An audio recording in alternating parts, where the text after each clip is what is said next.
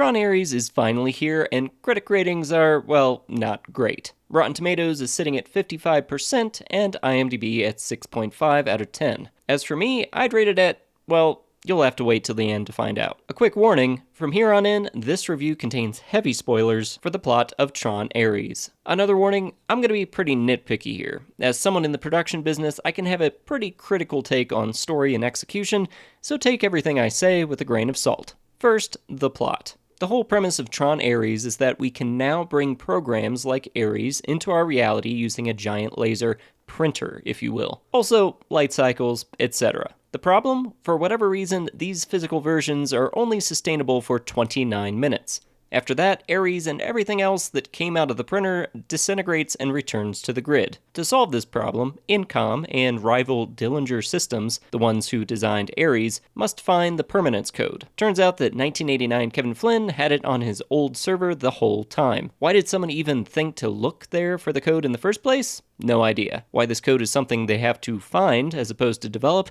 isn't explained, and again, doesn't make a whole lot of sense. In any case, this code, when implemented, will stabilize anything printed in the real world so that it remains, well, permanent. Ultimately, Ares, who goes rogue, seeks this code for himself so he can live in the real world. There's a little bit more going on here, but you get the gist. The first frames were a big red flag. At the very start, we see a TV with a de-aged Jeff Bridges, Kevin Flynn, talking about the grid, almost saying word-for-word lines from Tron Legacy. The problem? It's not a great rendering of 80s Kevin. The dialogue is obviously computer-generated, and his lips don't match up well. This was exactly the problem with Legacy. The de-aging was terrible, and somehow they still managed to screw it up 15 years later. Then there's a headline that Kevin's son, Sam, has left the company, Incom, for personal reasons and is replaced by the Kim twins. That's all we know about Sam Flynn until the very end of the film. But don't get your hopes up because it doesn't get much better. Surprisingly, Jared Leto is mostly okay. Jared Leto plays one of the leads as Ares, the security program for Dillinger Systems,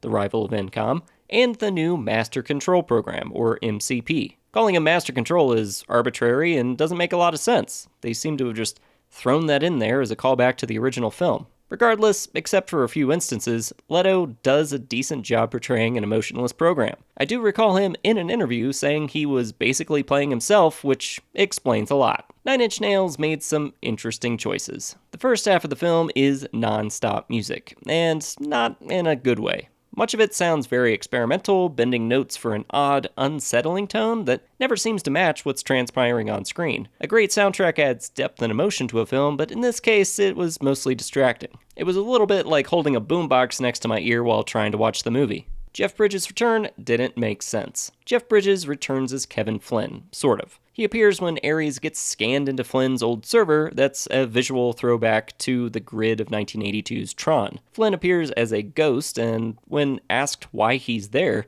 he basically tells Ares, "I'm here because you're here." Makes total sense, right? So if you're wondering if Flynn is actually dead, I'm gonna go ahead and say yes. So if you've seen the hashtag Flynn lives on social, and when you see the reference in Ares, it's equivalent to saying Elvis is alive. Anyway, it's clear that this version of Flynn isn't really Flynn, but it helps Ares on his quest for the permanence code while asking a lot of pointless questions and giving zero insight. Ares: "I don't know why I disobeyed my programming."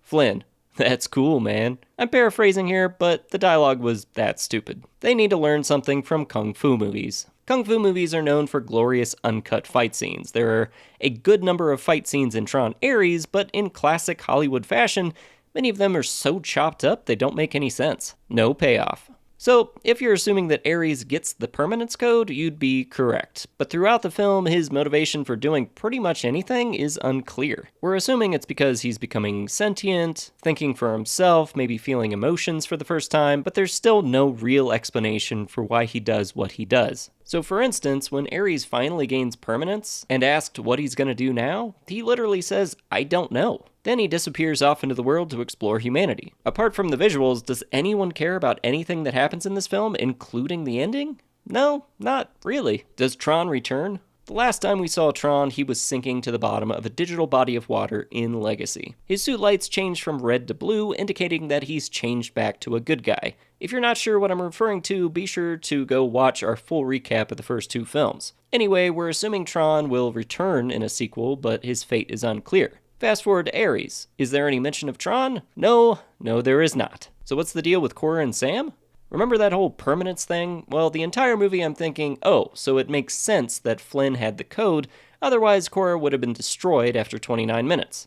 At the very end of the film, Ares, who is now a mortal in the real world, holds up a photo of Sam and Quorra, implying, and actually saying, that he knows he's not the only one like him, and presumably goes off to find Quorra. End credits scene. At the end of Ares, Dillinger, the big bad corporate guy, beams himself into the grid to escape authorities, picking up a retro-looking identity disc, and dons the suit of Sark, his grandfather's doppelganger program from Tron 1982. This, and the revelation that Sam and Quorra are still out there somewhere, hints at a sequel, but until we get more reviews and box office numbers in, there's really no telling. For all we know, it'll be another 10 to 15 years before we see another Tron film, if at all. So is Tron Ares worth seeing in theaters? Well, it's complicated.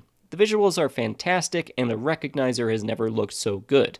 So if you're the type of person who can totally turn off your brain and enjoy those aspects, and don't care about the overall story or themes of Tron, sure, why not? For everyone else, I'd skip this one. Sadly, it just doesn't deliver on story, doesn't fit well with the other two films, and the 9 Inch Nails score might give you a headache before you even get halfway through. I give this a nerd score of 5.6 out of 10.